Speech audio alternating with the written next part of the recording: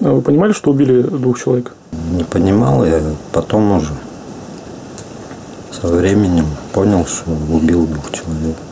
Этот 40-летний житель села Зеленец в поле зрения сыктывденских оперативников попал летом 2017-го. Сначала его проверяли на причастность к нападению на односельчанина. В апреле мужчину избили и похитили у него 7 тысяч рублей. Была проведена определенная работа по уголовному делу по факту причинения тяжкого вреда здоровью гражданину. Были запланированы оперативно-основные мероприятия, в ходе реализации которых была получена информация в отношении гражданина, который на территории города Ставкава совершил двойное убийство.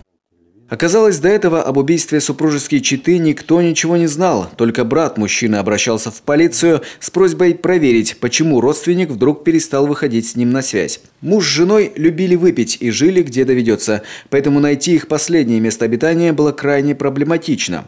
В действительности малознакомый мужчина приютил супругов в домике своей сестры на дачах в местечке Дырнас, где сам же и проживал. В конце апреля, во время очередного застолья, трио разругалось. Сперва конфликт был, что они мне водку не давали. Потом легли спать все. Потом где-то около 2 часов ночи я резко встал и побежал в баню за колуном. Обухом топора мужчина нанес несколько ударов по спящим жертвам, стащил мертвые тела с дивана и завязал на головах пакеты, чтобы не текла кровь. Тщательно закрыл все окна от любопытных глаз и уехал. Вернулся в начале мая, чтобы спрятать тела в выгребной яме. Действовал предельно осторожно. Он выбирал ночное время, когда соседи все остальные уехали, не находятся в даче, то есть за его действиями никто не наблюдает.